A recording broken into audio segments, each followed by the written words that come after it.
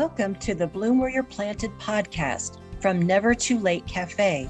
I'm your host, Laura Womack. Each week, we sit down for a chat with someone just like you, someone who had an idea, a passion, a dream, or sometimes just a thought, and planted that seed, watched it grow into something they wanted to share with the world. If you have an idea for a topic or someone that would be a guest for the Bloom Where You're Planted podcast, feel free to reach out to us on Facebook, where you can join our Never Too Late Cafe Facebook group. We'd love to hear from you. Welcome back to part 2 of our time with Skye Nicholson.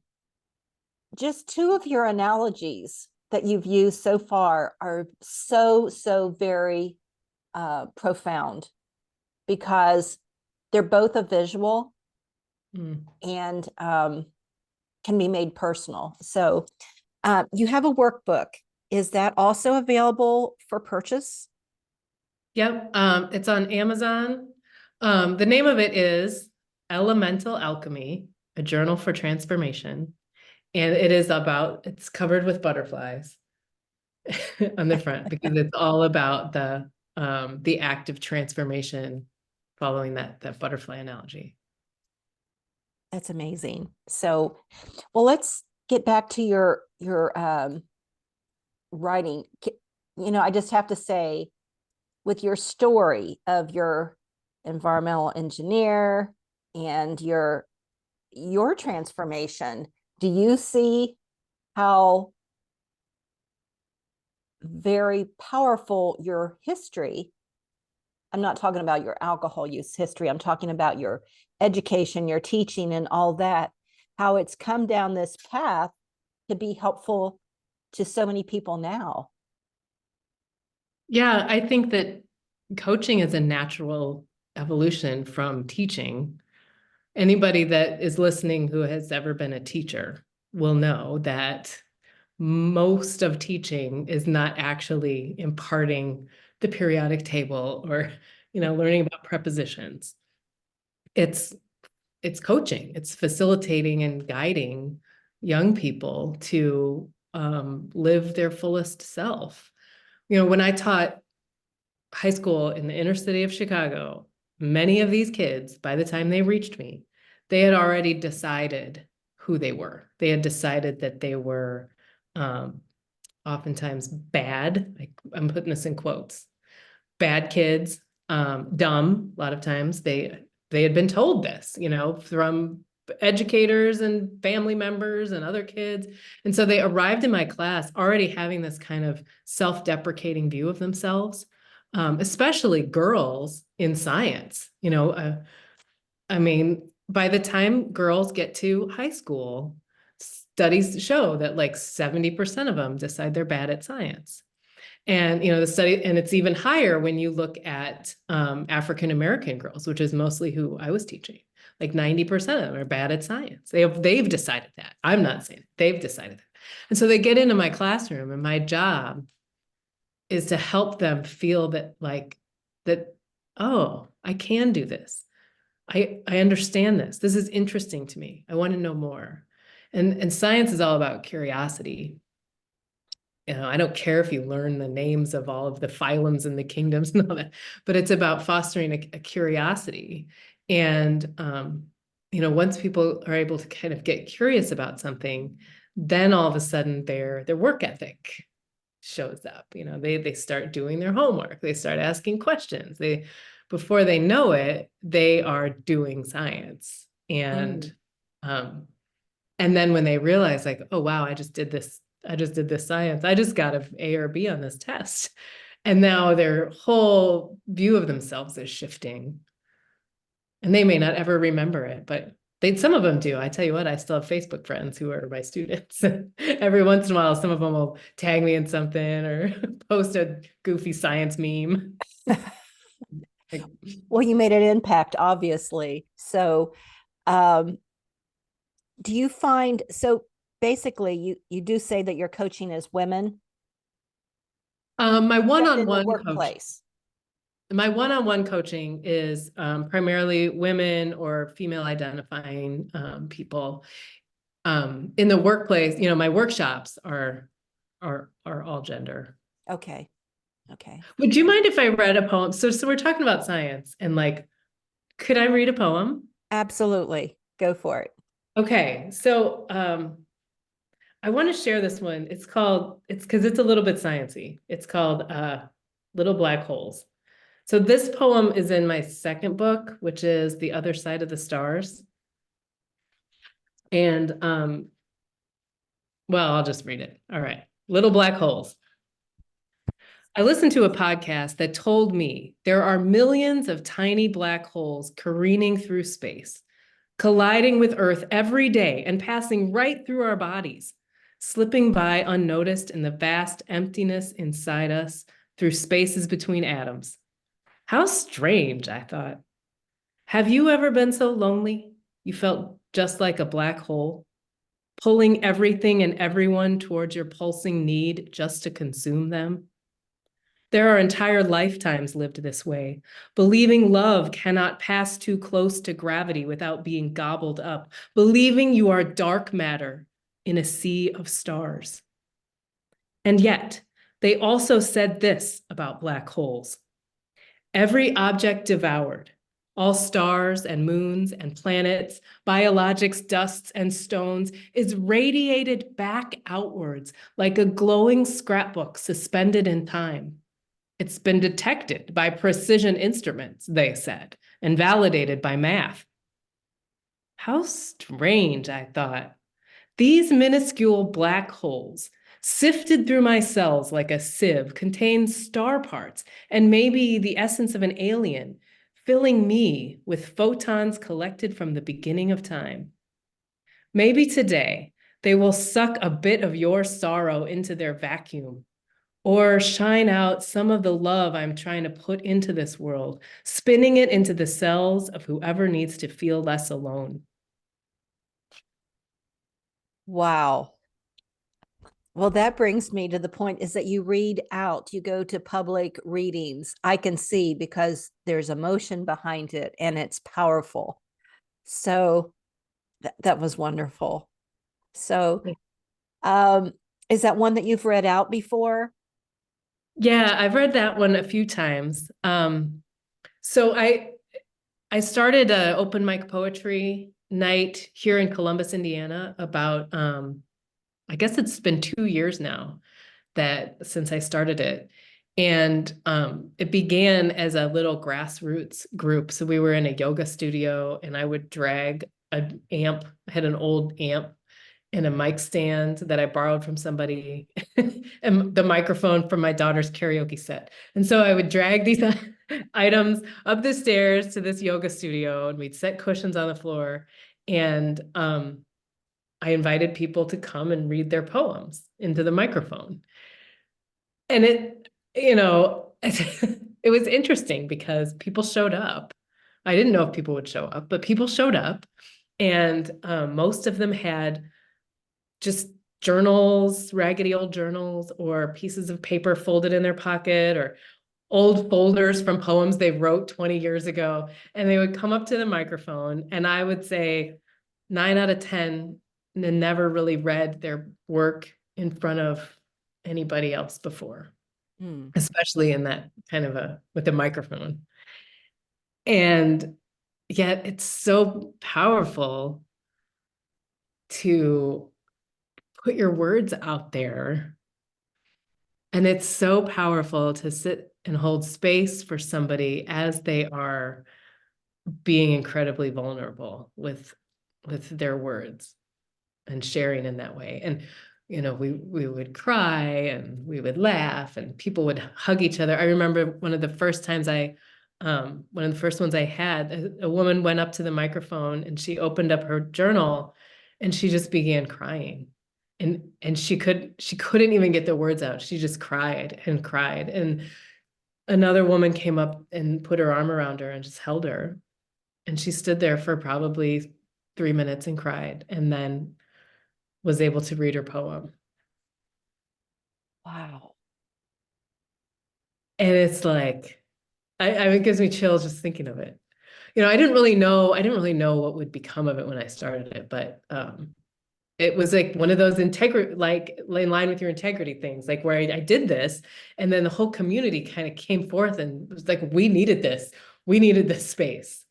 And So is it still held at the yoga, or is it at a? oh, so now it's at Hotel Indigo in Columbus at the gallery bar. It's in the lobby. So it's much more public. It's sponsored by the Indiana or the Columbus Area Arts Council.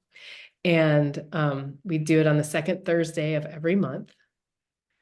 And there's a whole following that people that come regularly, and then we still have some people that are kind of new. We've had teenagers come, which is really great. We had a couple of months ago, we had a teenager come and read a poem about what it was like to be transgender as a teen.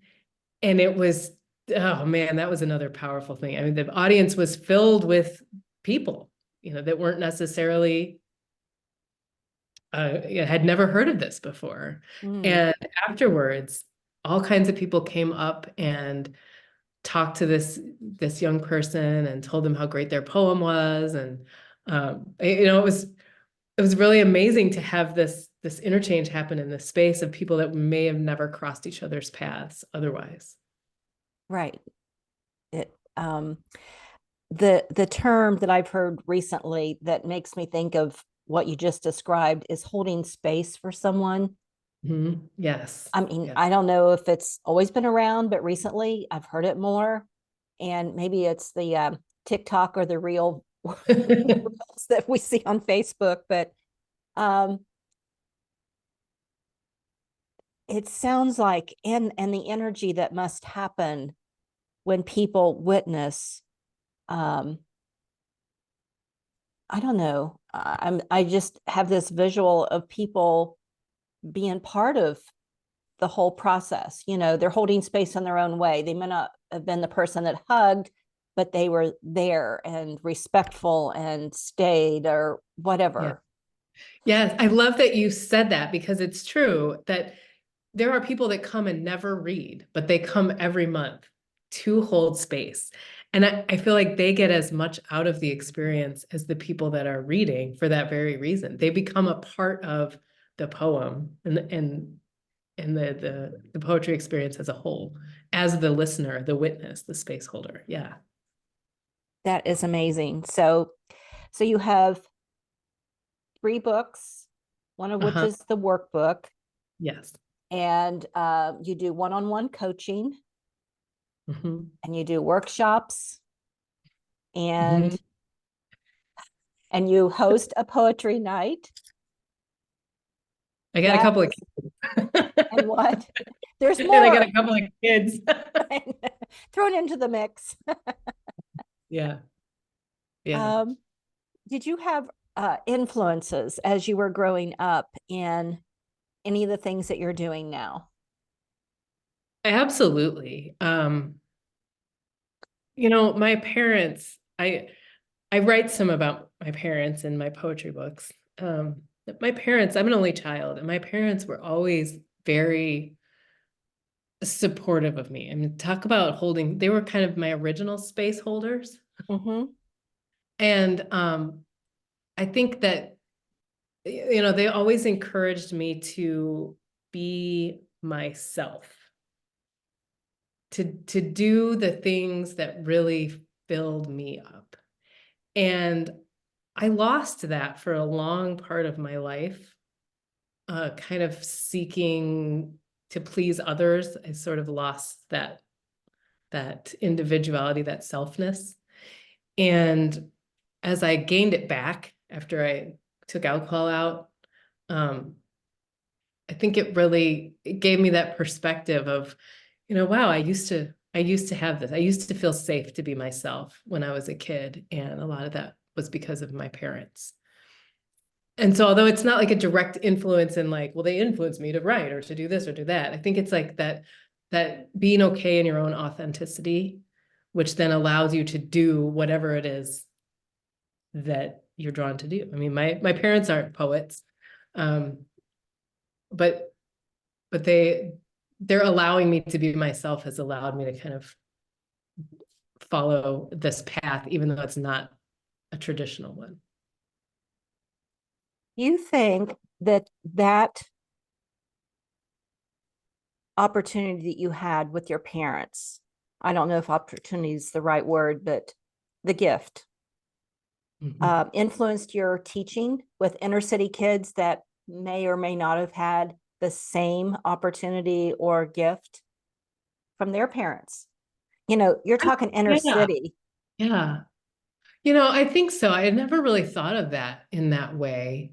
But one of the compliments, I guess you could say, that my students often gave me at different years was that I was genuine or real. And I took that to be, because I've known teachers who there's a teacher version of themselves, and then there's like the person that you see outside of the classroom. You know, it's like a persona or a mask. And you know, I always took, when kids said I was genuine or I was real, like, yeah, I don't really, I'm very much me, whether I was teaching or not. And it got me in trouble a couple times with some administrators, but but I think some that, of the best teachers had that experience. So right, yeah. I mean, I've never had a very good, very solid filter. I've always had a bit of a potty mouth and you know, things like that. I've gotten myself in some trouble here and there, but you know, I always mean well. and so that was a compliment that they gave you frequently, that you were who you were.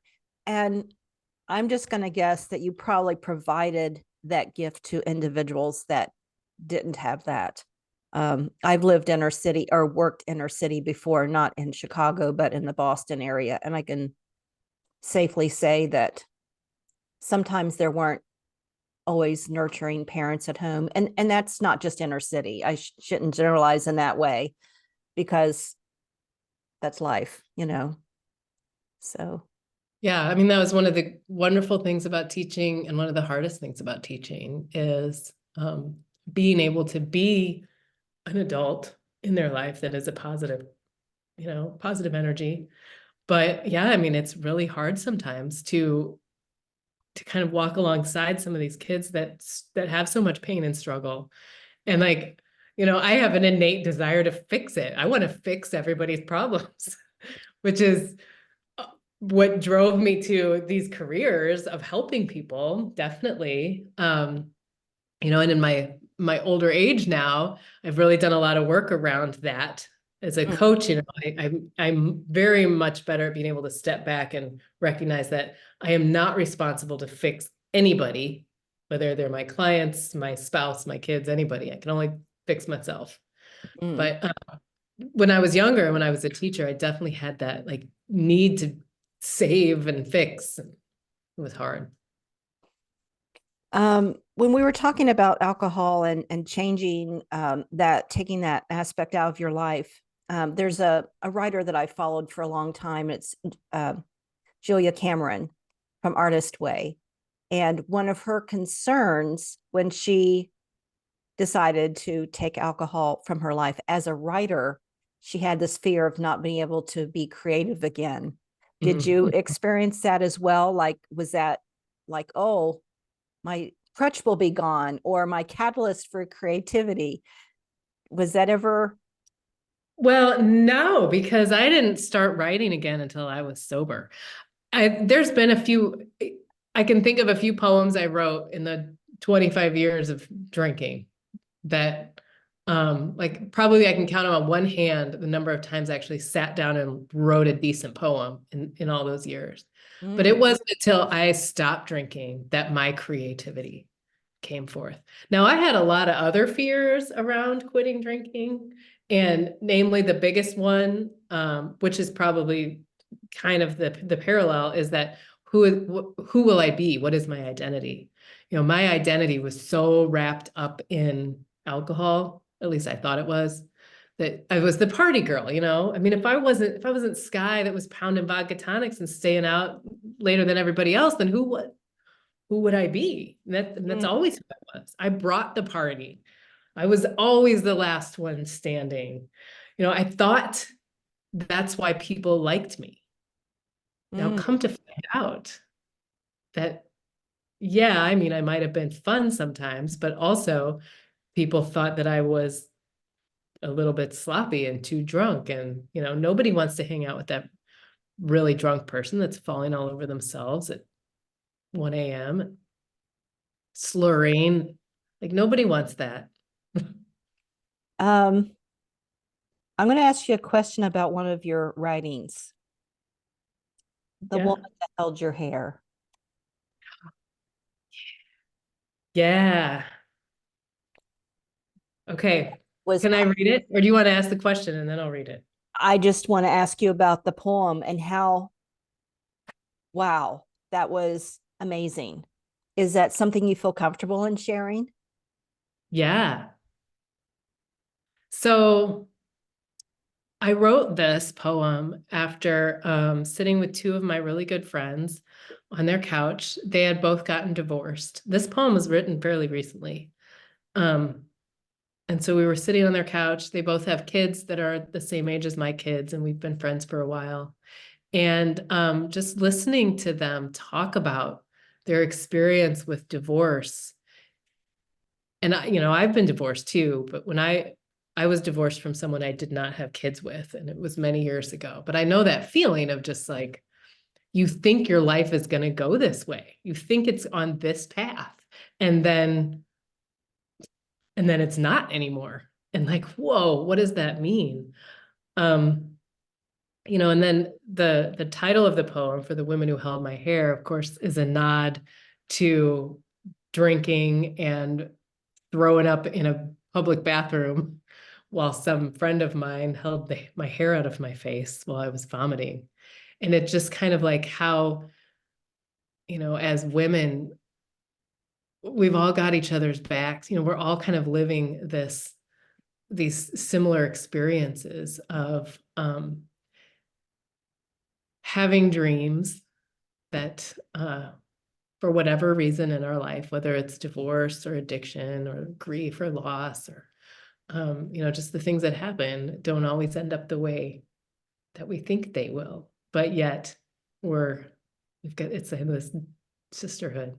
Mm. So Okay, so now I have to read the poem now that you brought it up. absolutely. Okay. Okay, for the women who held my hair. She sits across from me and tells her story, voice aching with the same plot twist unfurled in each of us. Life didn't turn out as she imagined. Love misaligned, journey truncated. She fills basins with her amputated dream. And yet, we gather at her feet and listen, captivated.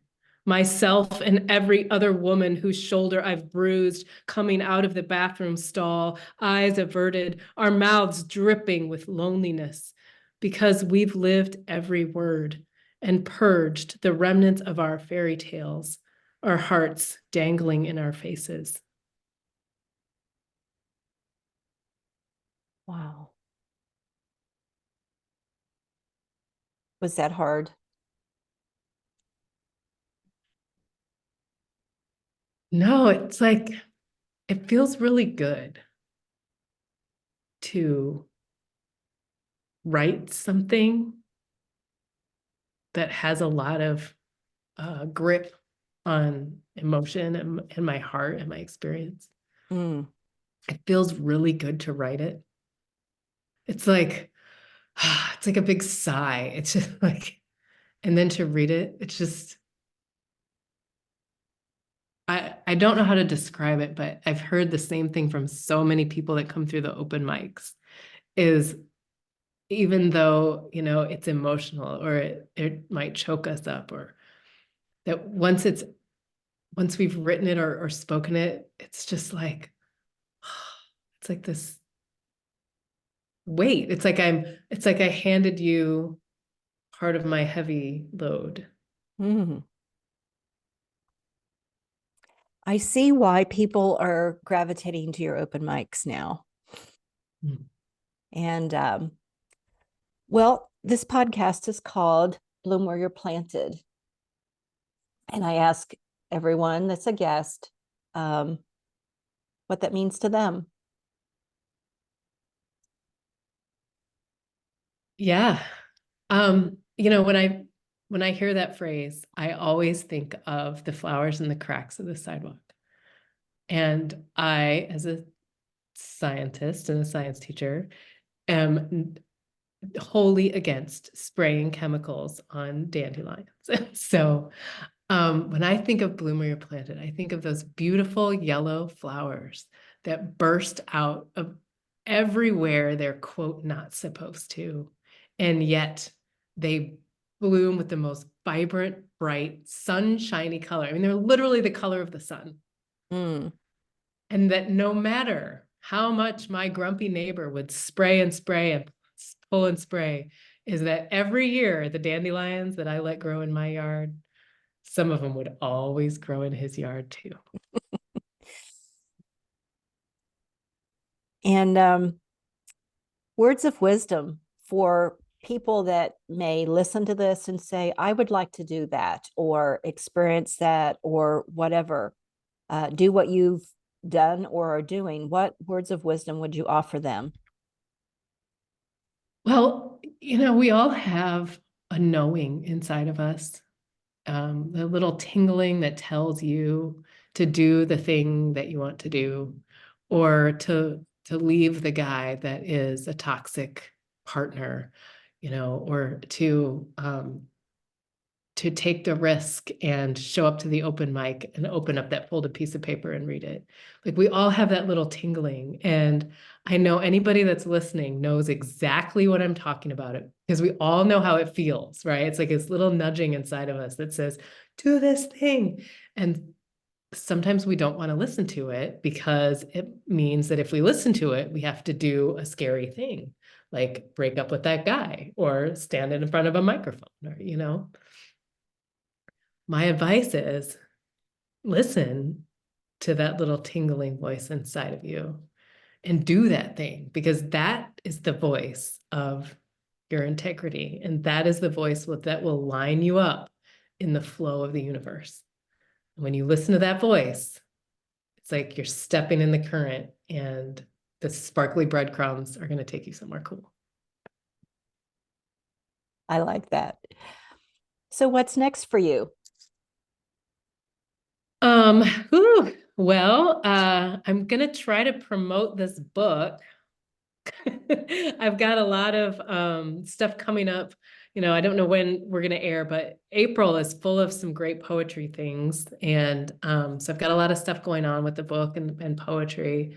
But I feel like to answer the question on a bigger scale, is that I hope to get more involved with teachers and teens and doing more workshops around poetry as a healing tool, using creative writing and creativity as a way to manage stress. I'm hosting a couple of women's retreats. I have a women's retreat in July 26th through 28th, and September 6th through 8th. These are at Oakwood Retreat Center in Muncie, Indiana. And so there's tickets for sale for those. That's second annual of the women's retreats. And so, yeah, I'm just going to keep going. I'm going to keep following the breadcrumbs and see what's next. That's exciting. That's exciting. I can tell you that. So, well, as our time comes to a close, this has been a fantastic time to sit and hear your story and your analogies. They're visual, so they're wonderful. So, I love metaphors. And I was afraid I wouldn't understand the science ones, but you made it okay for me as well. Oh, good. So as our time comes to a close, remember to keep creating, keep sharing, and keep supporting each other. And remember to bloom where you're planted. Bye for now.